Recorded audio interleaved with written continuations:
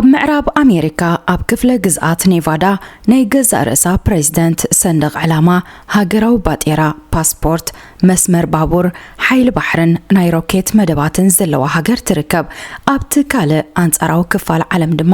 ካብ ከተማ ለንደን ኣስታት 2 ሰዓታት ርሒቕካ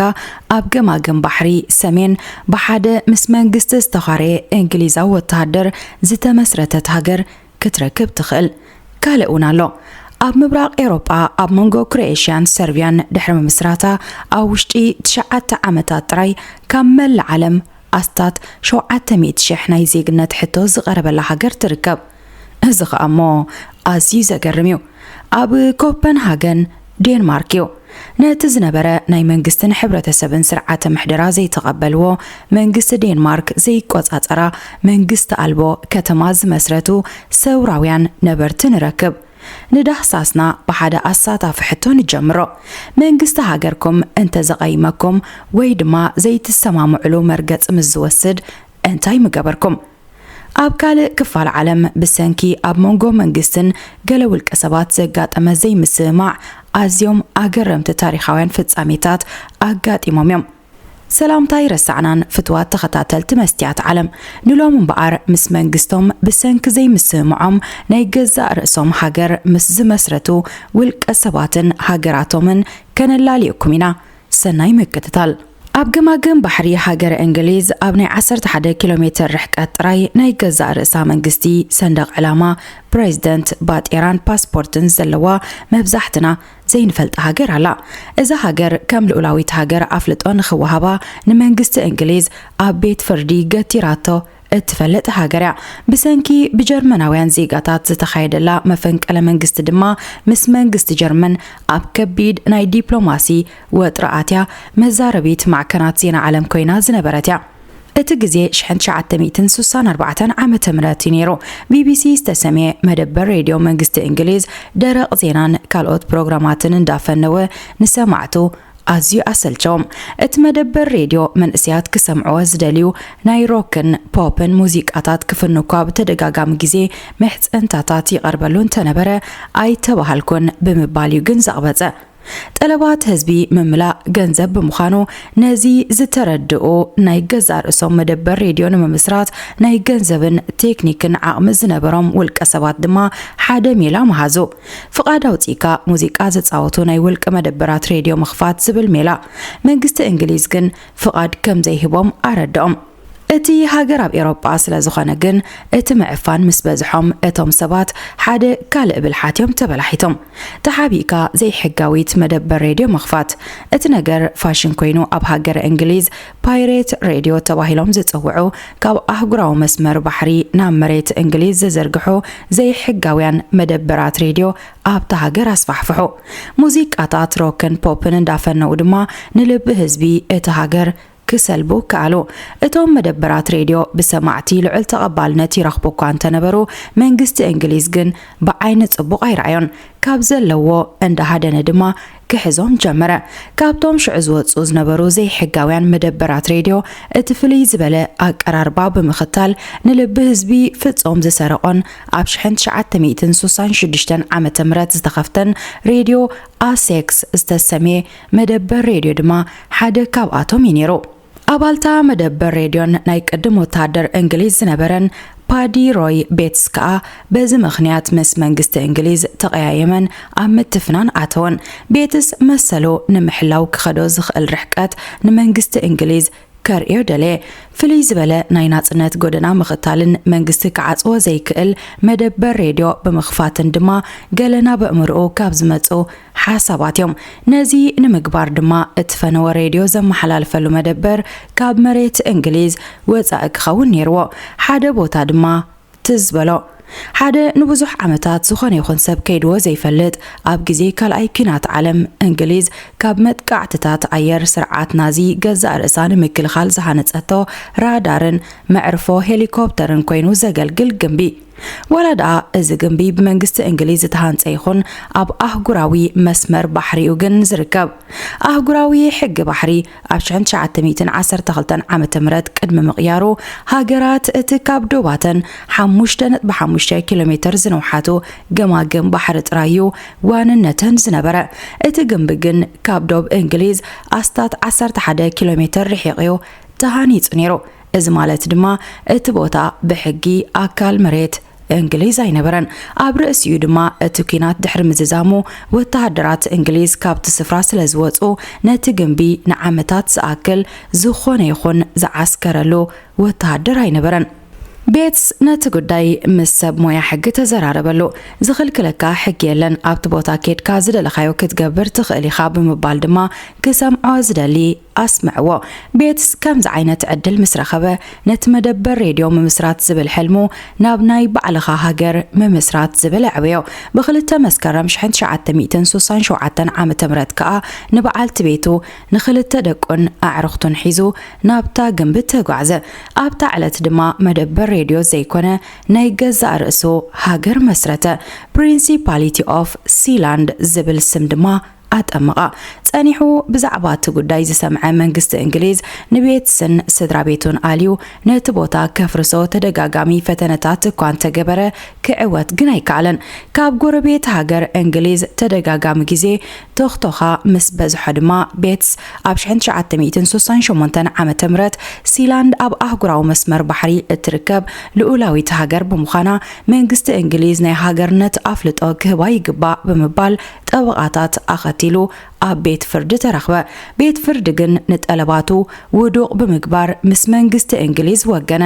ኣብ ካልእ ግዜ ግን ወላድ ኣብ ብቐጥታ ኣይኹን ቤት ፍርዲ እንግሊዝ ንሲላንድ ኣፍልጦ ዝሃባ ዘምስሎ ፍርዳዊ ውሳነ ሂቡ ይፈልጥ እዩ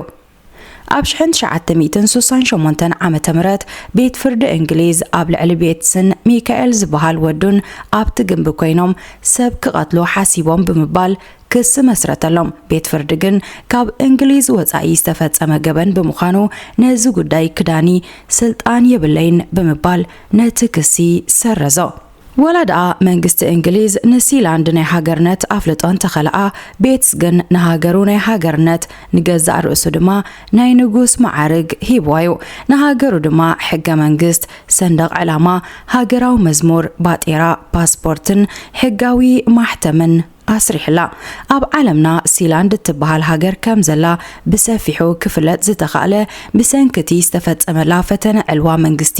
ምስ መንግስቲ ጀርመን ኣብ ክብድ ዝበለ ዲፕሎማስያዊ ምትፍናናት ድሕሪ ምእታዋዩ ኣብ 1978 ዓመተ ምህረት ቤትስን በዓልቲ ቤቱን ናብ እንግሊዝ ተጓዒዞም ኣብ ዝነበሩሉ ግዜ ሓደ ዓርኮም ዝነበረ ጀርመናዊ ጠበቓ ብገንዘብ ዝቆፀሮም ዕጡቓት ሒዙ ንሲላንድ ወረራ ነቲ ልኡል ሚካኤል ዝበሃል ወዱ ንቤትስ ድማ ጨወዩ ቤትስ ብዛዕባ እቲ ጉዳይ ምስ ሰምዐ ኣለዉ ዝበሃሉ ሰባት ኣኽቲቱ ሄሊኮፕተር ተኻሪዩ ናብ ሲላንድ በረረ መእተውን መውፅእን ሃገሩ ብዝግባእ ይፈልጦ ብምንባሩ ምስቲ ወተሃደር ምንባሩ ተወሲኽዎ መልሰ መጥቃዕቲ ብምፍጻም ንሃገሩ ደጊሙ ክቆጻጸራ ከኣለ ነቲ ኣሌክሳንደር ዝተባህለ ወራርን መሳርሕቱን ብምሓዝውን ኣብ እስር ቤት ዳጎኖም እቲ ጉዳይ ድማ መዛረቢ ህዝቢ ዓለም ኮነ ፈጸምቲ ናይቲ ወረራ ጀርመናውያን ብምንባሮም መንግስቲ ጀርመን ዜጋታተይ ተጫውዮምኒ ብምባል ተላዕለ ከምዚ ኢሉ ድማ ሳምንታት ሓለፈ ዓለም ለኻዊ ጸቕጢ ዝበዝሓ ሲላንድ ከዓ ጀርመናውያን ዲፕሎማሰኛታት ተቐቢላ ተዘራረበት እቲ ዝርርብ ብዓወት ድሕሪ ምዝዛሙ ሲላንድ ነቶም እሱራት ክትፈትሖም ተሰማሚዓ ጀርመን ድማ ዜጋታታት ተቐበለት እዚ ፍጻመ ሲላንድ ማሕበረሰብ ዓለም ኣፍልጦ ክትረክብ ካብ ምግባር ንላዕሊ ነብሰይ ክኢለ ምስ መንግስቲ ጀርመን ክዘራረብ ምኽኣለይ ጥራይ ዲፋክቶ ሃገር ዝገብረኒ እዩ ድማ ትብል ስፍሓት ሲላንድ ክንዲ ፍርቂ ስታድየም ዝኸውን ኮይኑ ሄሊኮፕተር ክዕርፍ ድማ ይኽእል ኣብ ውሽጡ ድማ ቤት ጽሕፈታት መደቀሲ ክፍሊ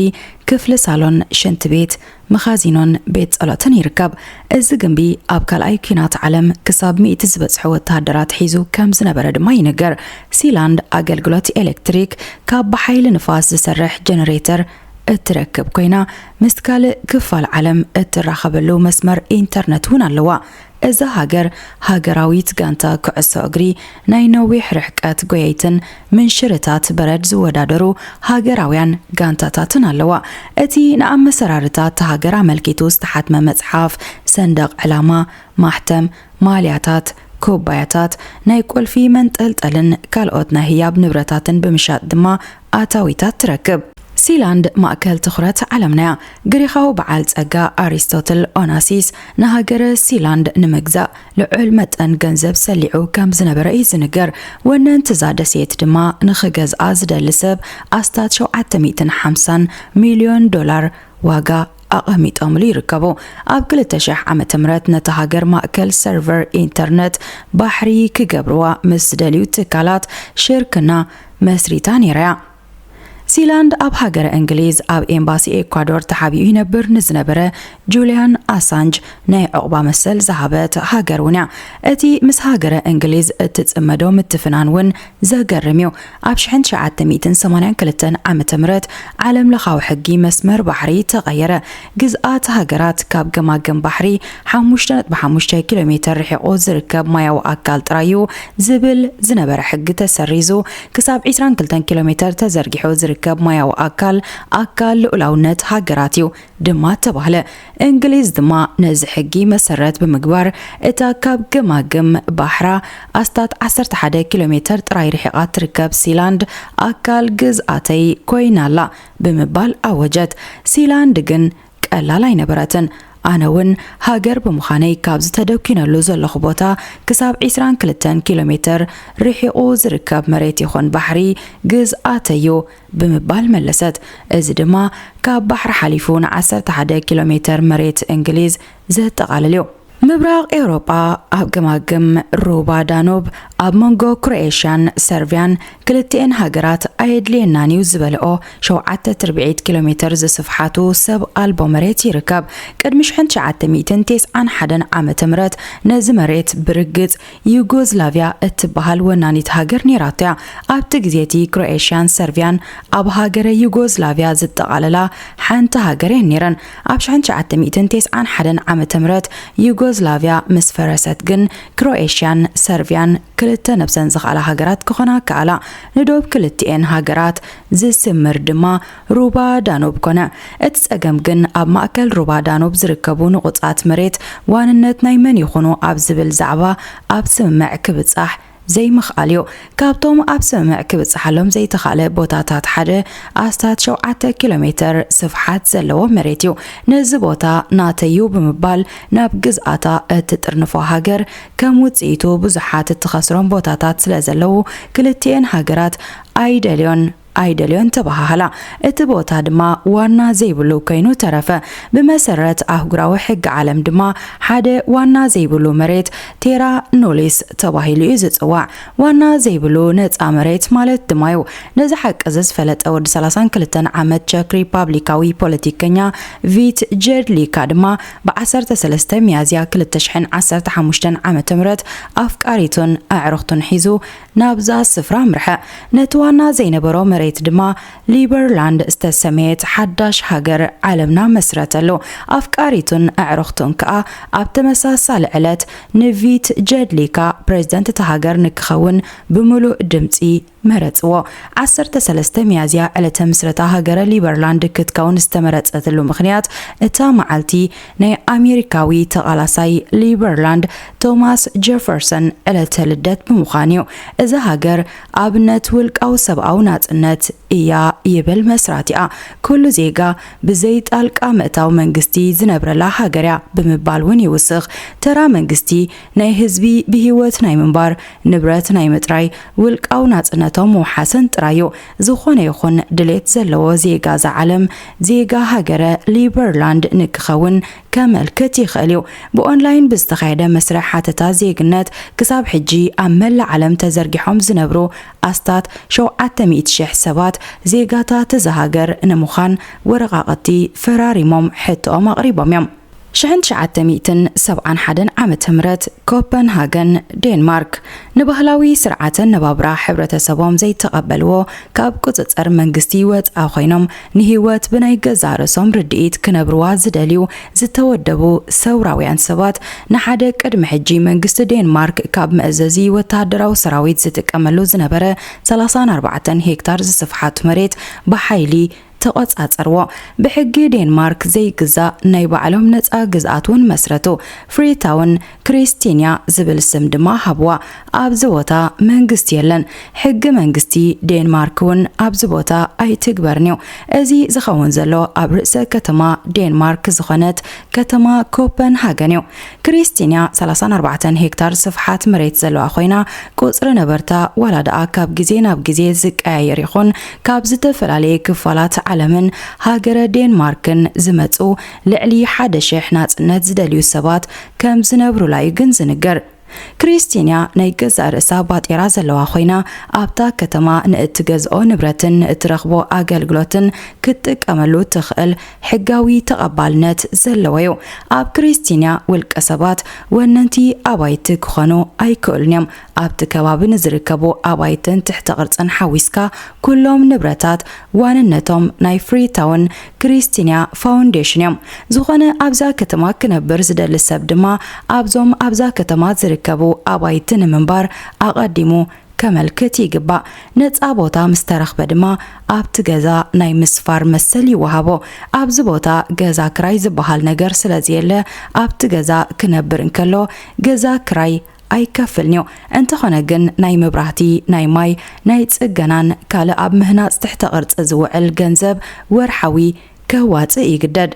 ኣብ ፍሪታውን ክሪስቲንያ ዝህነጹ ኣባይቲ ፍልይ ዝበለ ፈጠራዊ ትርኢት ዝተላበስዮም ኣብ ነፍሲ ወከፍ ስጎምትኻ ድማ ኣሳእል ቅርጻ ቅርጽን ካልኦት ዝተፈላለዩ ናይ ጥበብ ስራሓትን ክትዕዘብ ትኽእል ማሪዋና ዊድን ካልኦት ሓሽሽን ኣብ ዴንማርክ ዘይሕጋው ነገር እኳ እንተኾነ ኣብ ክሪስቲንያ ግን ኣብ ጎደናታት እዩ ክሽየጥ ዝውሕል ብመሰረት እቲ ዘይተጻሕፈ ሕጊ ክሪስቲንያ ከም ሂሮይን ዝኣመሰሉ ከበድቲ ኣደንዘዝቲ ዕፀታት ምሻጥ ይኹን ምጥቃም ክልኩልዩ እዚ መንግስቲ ዴንማርክ ዘይኮነ ነበርቲ ክሪስቲንያ ተሰማሚዖም ዝወሰንዎን ንባዕላቶምን ዘኽብርዎ ሕጊው ካብቶም ኔሮም ቅልቅል ዝብሉ ፖሊስ ኣብ ክሪስቲንያ ባዕልኻይኻ ድሕነትካ ትሕሉ ክሪስቲንያ ካብ ዝተመስረተትሉ ግዜ ጀሚሩ ወትሩ አንጻር መንግስቲ ዴንማርክ ምስተጋጨወትያ ኣጠቃቅማ ካናቢስ ዝኣመሰሉ ሓሽሽን ናይታ ከተማ ምምሕዳራዊ ስልጣንን ድማ እቶም ቀንዲ ክጋጨው ዝገብርዎም ምኽንያታት እዮም ኣብ 2011 ዓመተ ምህረት ብዝተገብረ ስምምዕ መሰረት ግን ካብቲ ክሪስቲንያ ሒዛቶ ዝነበረት መሬት ንስተወሰነ ካብ መንግስቲ ዴንማርክ ንኽትገዝኦ ኣብ ስምምዕ ክብጻሕ ተኻለ ነበርታ ገንዘብ ምውጻእ ድማ ኣብ 2012 ዓመተ ምህረት ዝተወሰነ ክፍሊት ብምፍጻም ካብ መንግስቲ ኣፍልጦ ዝረኸበ መሬት ክረኽቡ ከኣሉ ይኹን እምበር ኣብ ዙርያቲ ሎሚ እውን ምስ መንግስቲ ዴንማርክ ዘጋጭዋ ዘሎ ኣጠቃቅማ ካናቢስ ዝኣመሰሉ ሓሽሻት ክሳብ ሎሚ ብዙሓት ዘይተፈትሑ ብድሆታት ዘለዋያ ክሪስቲንያ ኣብ ከተማ ኮፐንሃገን ካብ ዝርከቡ በጻሕቲ ብብዝሒ ካብ ዝውሕዝዎም መስሕብ በጻሕቲ ዝኾኑ ቦታታት ኣብ 4ይ ደረጃ ትስራዕ ዓመታዊ ድማ ኣስታት ፍርቂ ሚልዮን ህዝቢ በጽሓ ዝኾነ ሰብ ናብ ክሪስቲንያ ኣትዩ ነታ ከተማ እንዳዞረ ክዕዘባ ይኽእል እዩ ናብ ክሪስቲንያ መኪና ሒዝካ ምእታው ግን ኣይፍቀድኒው ስእሊ ምልዓልን ቪድዮ ምቕራጽን እውን ኣይፍቀድኒው ነዚ ክትገብር ምስ እትተሓዝ ከዓ ኣብዛ ዝኾነ ኣብ ወረቐት ዝሰፈረ ሕጊ ዘይብላ ክሪስቲንያ መን እንታይ ዓይነት ስጉምቲ ክወስደልካ ከም ዝኽእል ስለ ዘይፍለጥ ጥንቃቐ ኣገዳሲ እዩ ኣብ ምዕራባዊ ክፋል ኣሜሪካ ኣብ ክፍለ ግዝኣት ኔቫዳ ካብ 1977 ዓመተ ምህረት ጀሚሩ ንዝሓለፉ 49 ዓመታት ብሓደ ውልቀ መልካዊ ፕሬዝደንት ትምራሕ ናይ ገዛእ ርእሳ ኣብ ወረቐት ዝሰፈረ ቅዋም ሰንደቕ ዕላማ ሃገራዊ መዝሙር ባጤራን ፓስፖርትን ደለዋ The Republic of Malaysia ዝተሰመየት ሃገር ኣላ እቲ ታሪኽ ኣብ 1977 ዓመተ ምህረት ዝጅምር ክልተ ደቂ 15 ዓመት ኣሜሪካውያን ዕሩኽ ኣብ ኣብ 1959 ዓመተ ምህረት ዝተሰርሐት ሓንቲ ዘማውዝ ዛትሮርድ ዝተሰሜት ኮሜድያዊት ፊልም ይርእዩ ነበሩ። ትሕዝቶ ናይታ ፊልም ሓንቲ ዳቺ ኦፍ ግራንድ ፌንዊክ ዝተሰሜት ኣብዛ ዛንታ ጥራይ ትርከብ ንእሽተይ ሃገር ኣብ ልዕሊ ዓባይ ኣሜሪካ ኩናት ክትእውጅ ዘርኢ ነይሩ። ኣብዚ ግዜ እዚ ድማ ኣብ እምሮቶም ክልተ ቆልዑ ሓደ ሓሳብ ዝመፀ ንሱ ድማ ናይ ገዛ ርእሶም ሃገር ምምስራት ዝብል ነይሩ። ብዙሕ ግዜ ከየጥፍኡ ድማ ኣብታ ዓመት እቲኣ ኣብ 26 ግንቦት 1977 ዓመተ ምህረት ክልቲኦም ኣዕሩኽ ናይ ገዛ ርእሶም ኣብ ሓሳብ ዝተመስረተት ሃገር መስረቱ። ሪፐብሊክ ኦፍ ቮልደስቴን ዝብል ስም ድማ ኣጠመቕዋ። ጄምስ ስፒልማን ንጉስ ሃገር ክኸውን ከሎ ኬቨን ቦዋህ ድማ ቀዳማይ ሚኒስተር ኮነ። እዚ ድሕሪ ምዃኑ ድሕሪ 22 ዓመታት እታ ኣብ ሓሳብ ጥራይ ተመስሪታ ዝነበረት ሃገር ናብ ባይታ ወረደት። ቀዳማይ ሚኒስተር ኬቨን ቦዋህ ምዕራባዊ ክፋል ኣሜሪካ ኣብ ክፍለ ግዝኣት ኔቫዳ ሓንቲ 4.5 ሄክታር ዝስፍሓታ መሬት ገዚኡ ናይ ገዛ ርእሱ ልኡላዊት ሃገር መስረተ። ስማ ድማ ደ ሪፐብሊክ ኦፍ ሞሌስያ ክኸውን መረፀ።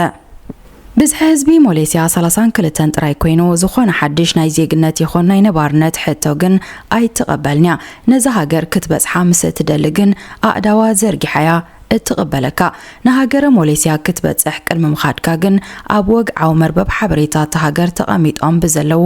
ናይ ቴሌፎንን ኢሜይልን ኣድራሻታት ኣቐዲምካ ቆጠራ ክትሕዝ ይግባእ። ናብታ ሃገር ኣብ ዝበጽሕካሉ ግዜ ድማ ንፕሬዝደንት እታ ሃገርን በዓልቲ ቤቱን ከምኡውን ንደቆም ናይ ምርካብ ዕድላት ይፍጠረልካ። ናብ ሞሌስያ ምስ በጻሕካ ሚኒስተር ጉዳያት ወጻኢ እታ ሃገር ኣብ ኣፍ ደገ ተቐቢሎም ቪዛ ይሃርሙልካ። ሞሌስያ ናይ ገዛ ርእሳ ሕገ መንግስቲ ዘለዋ ሃገር ብምዃና ናብታ ሃገር ክትኣቱን ከለኻ ክትማልኦም ዘይብልካ ነገራት ኣለዉ። ንሳቶም ድማ ቀይሕ ሽጉርቲ፣ ስፒናች ዝዓይነቱ ሓምልን ፌስታልኒዮም። እቲ ምኽንያት ድማ ፕሬዝደንት እታ ሃገር ነዞም ነገራት ፈጺሙ ኣይፈትዎምን እዩ። ኣብ ናይ ሞሌስያ ጻንሖትካ ንቤት ጽሕፈት ፕሬዝደንት ንኣገልግሎት መስመር ባቡር ነታ ሃገርን ንማእከል ናይ ጠፈር መደባት እታ ሃገርን ክትዕዘቦ ትኽእል። ምናልባት ፍቑድ ዘይኮነ ኣቕሓ ሒዝካ ናብታ ሃገር ምስ እትኣቱ ኸኣ እዛ ሃገር ናይ ገዛእ ርእሳ እስር ቤት ዘለዋ ብምዃና ክትስሕና ትኽእል ኢኻ። ፕሬዝደንት ዘሃገር ሰሓቕን ተዋዛይን እዩ። በዚ ምኽንያት ቁፅሪ ናይቶም መዓልታዊ ናብ ሃገረ ሞሌስያ ዝበጽሑ በጻሕቲ ልዑል እዩ። ዓበይቲ ማዕከናት ዜና ዓለም እውን ቪዛ ብምርካብ ናብ ሞሌስያ ብምምራሕ ዜናታት ክሰርሑ ይረኣዮም። ሞሌስያ ወግዓዊ ናይ ልኡላዊት ሃገር ኣፍልጦ ዘይተዋህባ ብምዃና ግን መንግስቲ እታ ሃገር ክሳብ ሎሚ መንግስቲ ኣሜሪካ ግብሪ ይኸፍል እዩ። ፕሬዝደንት ኬቨን ቦዋህ ግን ነቲ ንኣሜሪካ ዝኸፍልዎ ግብሪ ንናይ ወፃኢ መንግስቲ ዓመታዊ ንህቦ ናይ ረድኤት ሓገዝ እዩ ብምባል ዝገልጾ። ሞሌስያ ናይ ገዛእ ርእሳ ባንዴራ ዘለዋ እያ። ሕብርታት ባንዴራ ድማ ካብ ምዕራብ ኣፍሪቃዊት ሃገረ ሴራሊዮን ዝተወስደዩ። ፕሬዝደንት እታ ሃገር ንሃገሩ ዝውክል ሕብርታት ዘለዋ ባንዴራ ከዳሉ ምስ ሓሰበ ንሕብሪ ባንዴራ ሃገረ ሴራሊዮን ምስ ረኣዮ ኣዝዩ ፈትዎ። ነተን ሕብርታት ብምግምጣል ድማ ሰንደቕ ዕላማ ሃገሩ ገበሮ። ኣብ ወግዓዊ መርበብ ሓበሬታ እታ ሃገር ብወግዒ ሰፊሩ ከም ዘሎ ሞሌስያ ክሳብ ሎሚ ኣንጻር ምብራቕ ጀርመን ኣብ ኩናት ተጸሚዳ ትርከብ ሃገር እያ። እዚ ክኸውን ዝኽኣለ ድማ ፕሬዝደንት እታ ሃገር ወተሃደር ኣሜሪካ ኣብ ዝነበረሉ ግዜ